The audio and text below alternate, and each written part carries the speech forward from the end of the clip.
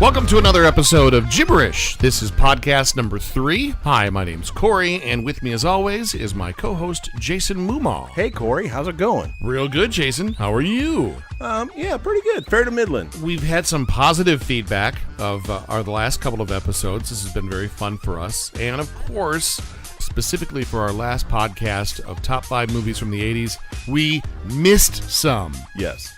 And my wife specifically, she had a favorite that was not on there. She was not very happy that we left Baby in the Corner with the Dirty Dancing. Oh, I was going to say Roadhouse. We know there's other great movies. Top Gun, Pee-wee's Big Adventure. But anyways, the podcast serves as just a conversation piece between Jason and I. And then, of course, for you and your friends to discuss or give us feedback on, oh, I think this movie should have been that. Or you're way off on this. You're way off on that. It's a conversation springboard. Today's episode, here we go. Top 5 sitcoms of all time. Yay, I love TV. So let's define sitcom, a situation comedy. What is a sitcom to you, Jason? A sitcom to me is, well, by definition, a situation comedy. You have a situation. It can be any situation. Typically, it's a family or a workplace, and then just the hijinks that go on at said place, whether it's within family members,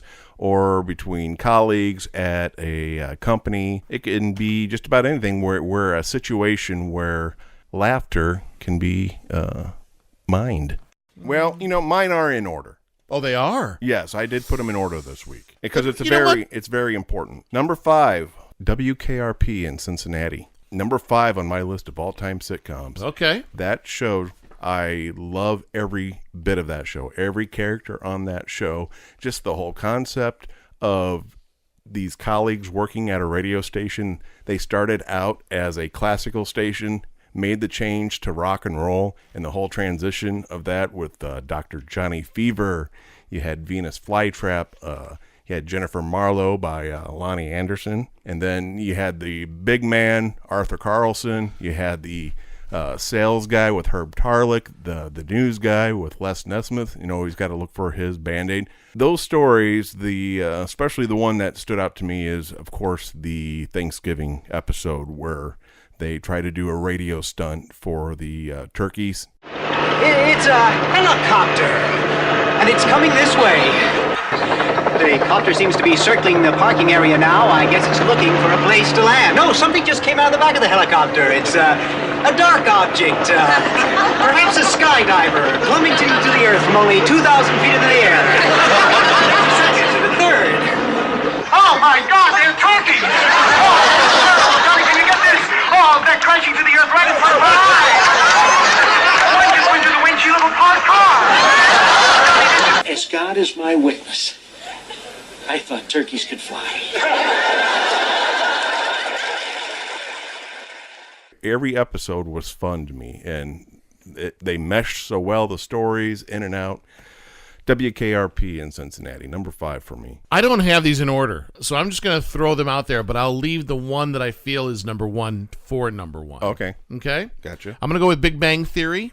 Big Bang Theory. I came into this show late, but I remember catching it because I went, I think that's the Bare Naked Ladies singing the theme song, and I'm a fan of that band. Yeah. Great ensemble cast, yes, like we were talking about earlier. I love the nerd culture of each show because I live within that culture of comic books, any of that pop culture stuff. I have nothing to do with science. I'm not a brainiac, but I love the nerd comic book talk, that type of stuff. One of my favorite episodes is when Sheldon comes face to face with Will Wheaton from the old Star Trek episodes. Yes, The Next Generation. And they have a little throwdown during like a magic card game. That's pretty funny. Yeah. The year was 1995. The place, Jackson, Mississippi. Having spent 10 hours on a bus, finally arrived at the 4th annual Dixie Trek convention, only to find that my idol, Will Wheaton, decided he had better things to do than to show up and sign my action figure. In at number 4 for Moomaw. All right, here we go. Number 4, Dick Van Dyke Show. The Dick Van Dyke Show. Great theme song. And you always wanted to know which one. Was he going to trip over the ottoman or was he not? Because there were 2 different opens. One that he did trip over it in the early years. And then this one where I remember, and he steps around it. Behind the scenes at a television show what a great concept. And they could, so, I mean, they had lots of tools, and this was produced by Carl Reiner. They would have their writing room, and they could work out skits. They'd sit up there and start singing and dancing in there, and then they would have drama, then with the boss and who was going to be on the show, what was going to be on the show, all that drama, and then go home to Mary Tyler Moore. Ooh. So it's Dick Van Dyke, Mary Tyler Moore. I look at it as what it did moving forward with other shows, the influence that it had, and it usually makes a lot of people's top 10 list. But Dick Van Dyke, his acting ability, his talent. WKRP, Big Bang Theory, Dick Van Dyke Show. I'm going to put Friends on there. You're putting Friends? I'm putting Friends on there. 1994 to 04, 10 seasons. I would call this one a cultural phenomenon. Yes. I feel like the show knew exactly what and who they were right out of the gate, where sometimes it takes a sitcom a season or a couple of episodes to get all the pistons firing. I think they had it figured out. Series finale, I found this interesting. May 6, 2004. Was watched by 52.5 million American viewers, making it the 5th most watched series finale in television history. Favorite episode's going to go when they bust out the prom video. Oh, yeah. When they kind of go back into their past because the characters had been established pretty well. Monica is overweight. Jennifer Aniston has that huge 80s hair. Ross has like a perm and a bad mustache, and he's playing the keyboard, like the little keyboard on the steps. It was so funny. And then the moment where it's like he's going to put on the tuxedo and actually take Rachel, but then they leave. It was such a... Oh, yeah. It was a heartache. It was kind of like you felt so sorry for him. Yeah, and you saw it on his face. Yeah, and it's like, wow, this is a sitcom with heart. A funny scene from the show, and I think we're going to use it right here, is when the guys challenge the girls in who knew each other better. What was Monica's nickname when she was a field hockey goalie? Big fat goalie. Correct. Rachel claims this is her favorite movie. Dangerous Liaisons. Correct. Her actual favorite movie is... Weekend at Bernie's. Correct. Monica categorizes her towels. How many categories are there? Everyday use. Fancy. Guest. Fancy guest. 2 seconds. 11? 11. Unbelievable. 11 is correct. Yes! Talk about an ensemble cast. Yes. They were... I gravitated probably more towards Chandler. I mean, I identified with him just being kind of the jokester and just being so clever. Sarcastic. Oh, yeah. And just, him being that, but then not as confident as some of the others. It's like he was confident, but yet he didn't, he was shy around women and couldn't really express. So I give you Friends. What do you got? This is my number 3 spot. And for a long time, it was number 1. For a good part of my life. It dropped a few after probably the last 20 years or so because I'm old. I'm going Honeymooners. Honeymooners? Yes, I have to go Honeymooners. Jackie Gleason, Art Carney, Joyce Randolph, Audrey Meadows. Just the talk about basic... I mean, they did the whole show from that their... Like apartment complex, right? Yeah. That's old school, dude. Yeah, they did originally 39 episodes. It ran from 1951 to 1955. The Honeymooners actually started as a sketch within Jackie Gleason's variety show. Okay. And then it became so popular that they did 39 episodes. And those are the ones you typically see. Jackie Gleason, I don't know what it is about him. I don't laugh out loud a lot. But when I see him, expression on his face, just him and Norton... one of my favorite episodes is when they're getting ready to go into this contest, Name a Tune contest. Will you wait a minute, please? Why must you always play da da da da da da da da before you go in and play the song I'm trying to guess? If I told you once, I told you 100 times. It's the only way I can warm up before I play the piano. All right, Mr. Cramden, I wish you a lot of luck, and here's your first question for $100. Are you ready? I certainly am. All right, Mr. Cramden, for $100, who is the composer of Swanee River? Swanee River? That's right, Swanee River. Can we have a few bars of Swanee River, Jose?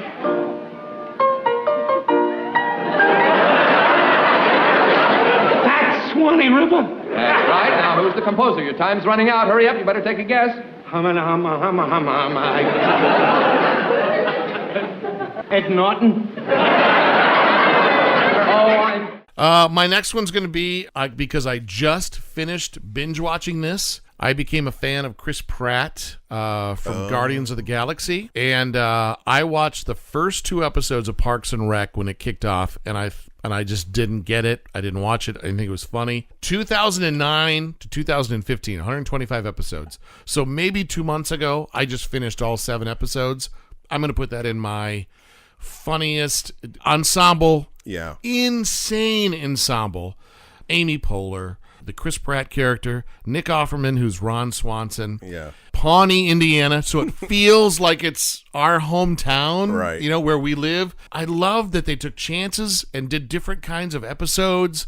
It felt like an Office ripoff at first. That's what I was going to say when you talked about the first 2 episodes and that's where I kind of stopped, and then I caught back on, but I haven't really ever dove into it and done the entire series. Yeah. But I did get back into it and was watching them regularly near the end of their run.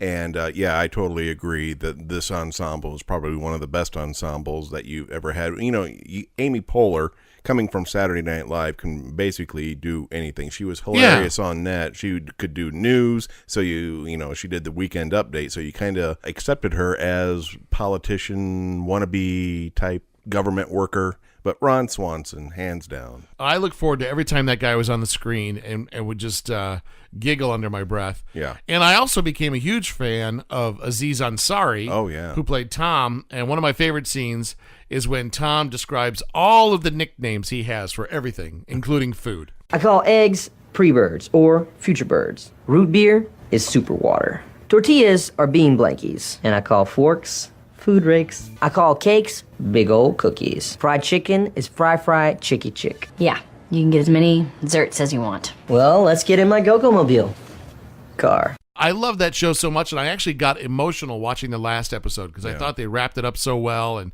I put Parks and Rec in my top 5 favorite of all time. I come in at number 2 with the Seinfeld. Agree. Number 2 has to be for me. It's from 1989 to 1998. It could easily be the best top 1 on my list. There's a few things about my number 1 that this just does not cover, but I don't think there is a more quotable show ever.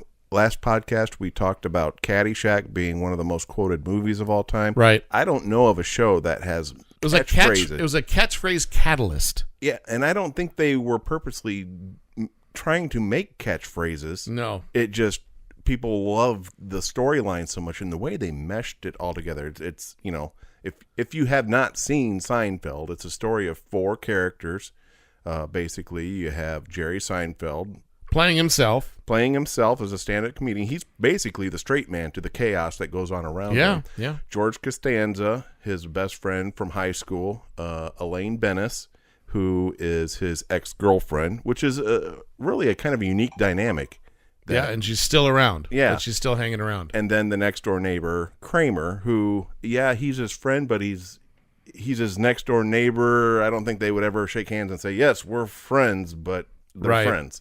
But just everything that goes along. One of the first episodes that I remember that this is something special was the Chinese restaurant, where I'm sitting there watching this, and it's basically in real time. It was the entire episode. And it's like, some of these sitcoms, they'll take in, span days and weeks, and okay, now we're moving on later next week and all that. No, this took place in such a simple concept. It was, the cliche is that it's the show about nothing. Right. But it is about nothing, but it's about what everybody talks about in between the big stuff in your life. And thinking back to Seinfeld, I've never liked and disliked characters more than those 4. Yeah. I would go through a season where it's like, I can't get enough of George on the screen, and I hate Elaine. Yeah. And then I'd go through a season of, wow, Elaine's really funny.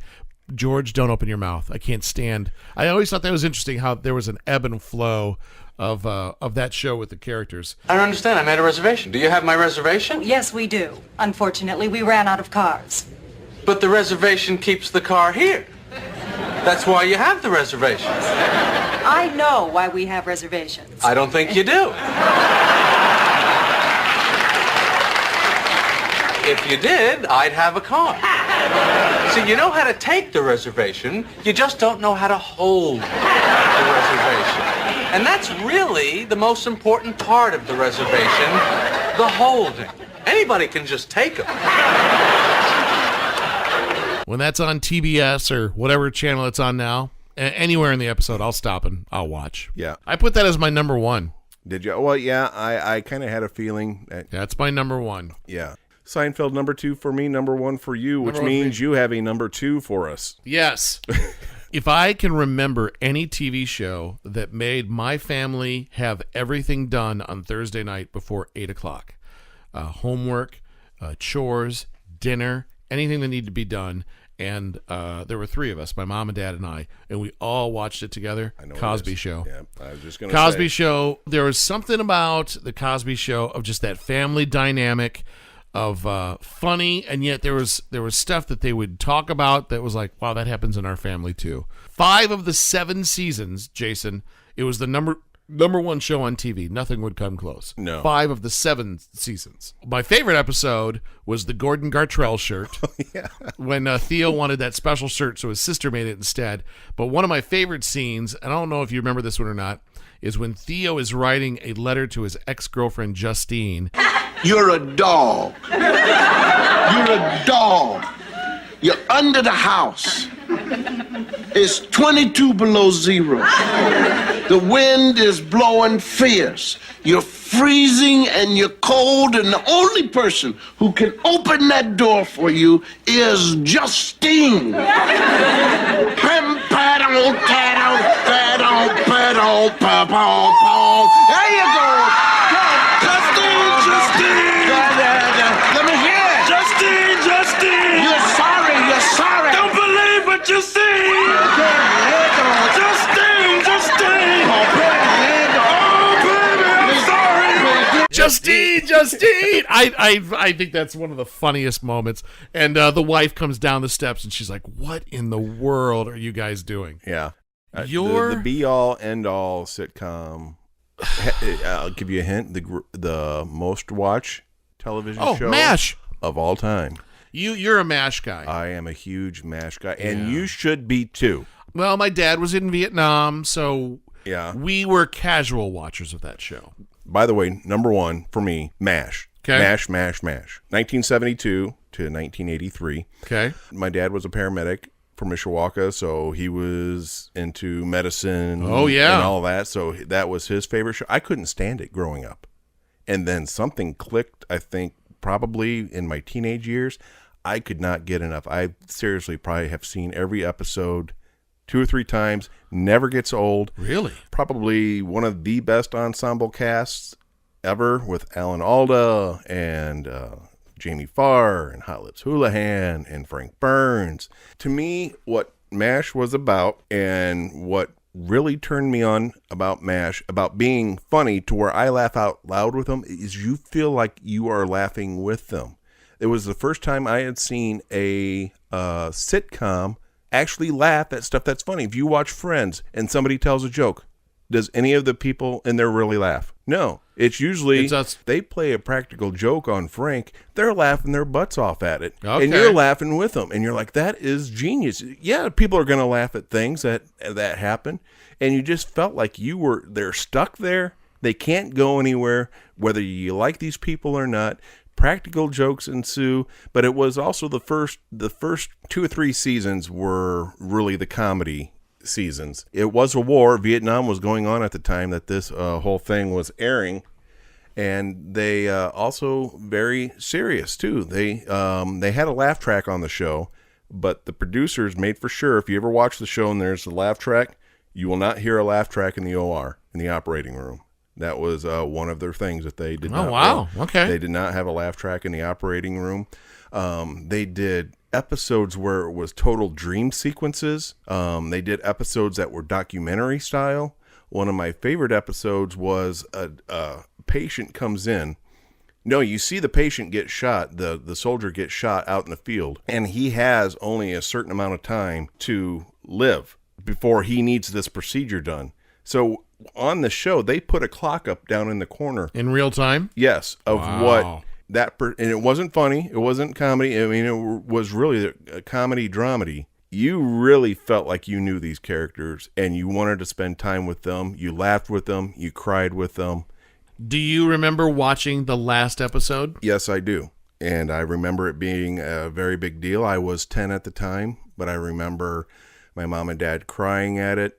And when they lift it off and they see the goodbye, it was like the most fitting ending to a show. But I mean, up until everybody was tuned in to MASH, that night that aired, Goodbye, Farewell, and Amen was the that was the name of the episode. Yep. Oh wow. Yeah. Okay. Hawkeye went crazy and had to work through what he was dealing with. So again, the comedy.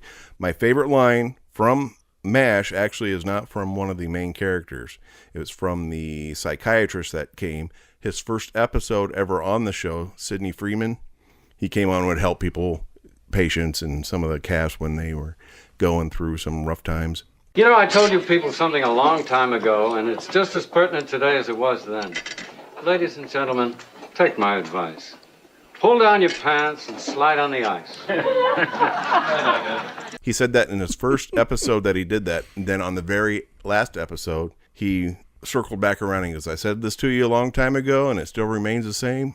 I liked your top 5. That was decent. Yep. And you put up a good rebuttal and discussion for each one of those. You want to recap? Number 5 for me was WKRP in Cincinnati. Number 4, I had the Dick Van Dyke Show. Number 3 comes in at the Honeymooners. Number 2, Seinfeld. And number 1, of course, MASH. Big Bang Theory, Parks and Rec, Cosby Show, Friends, Seinfeld was my number 1. Do we have an email for this show? Yes, for the show Gibberish. The email is gibbercast@gmail.com. That's gibbercast@gmail.com. Awesome. We'd love to hear from you. Of course, make your own top 5 list and get it to us, whether you comment on our Facebook page or you can email us directly. And hopefully we'll come up with something next. I got to run a few ideas past Jason on our next episode. This has been Gibberish, Episode 3, Top 5 Sitcoms of All Time. Thank you so much for listening, and we'll see you next week.